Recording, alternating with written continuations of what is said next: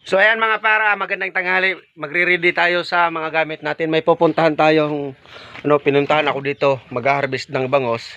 So ang gagawin natin, pupuntahan natin doon sa pispan para uubusin yung bangos sa pispan niya. Pero hindi natin uubusin muna ngayon kasi hapon na, tanghali na.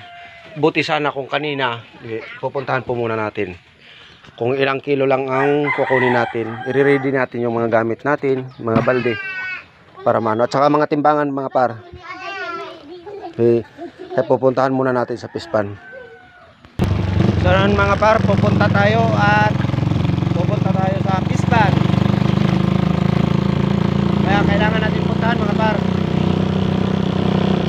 Dito malayo-layo.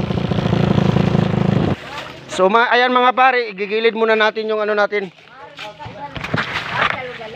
Oh. Ayan, igigilid natin yung panglako natin na motor. Pupuntahan natin sa pispan. Shout out. Mamaya doon. Ayan, medyo malayo-layo 'yon kaya pupuntahan natin mga par.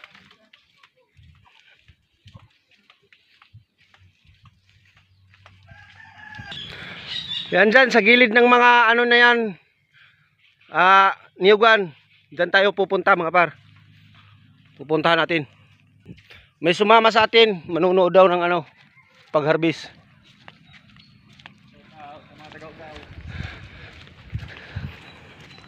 So ayan mga par, nakarating tayo sa pispan. Anong oras tayo nakarating? Ilang oras tayo naglalakad?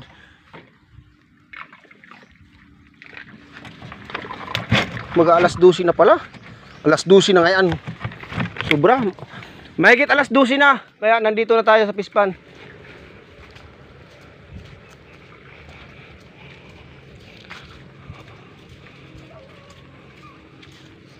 Tao. Mo ini pispan ita tao ter diri.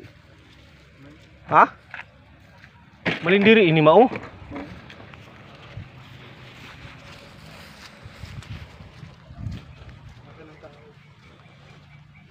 Woo!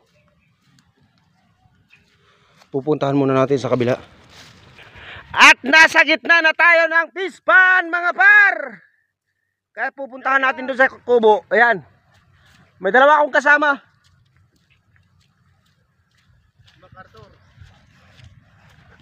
Ayan ang lalaking pispan. May mga dyan, bangus. Bangus, king crab. May buaya, syokoy. Kung ano-ano. Syokoy, may syokoy dyan. Ay, masarap yan. Pag babaeng syokoy. Maganda yan. Syokay. Nang pupuntahan natin doon sa kabila.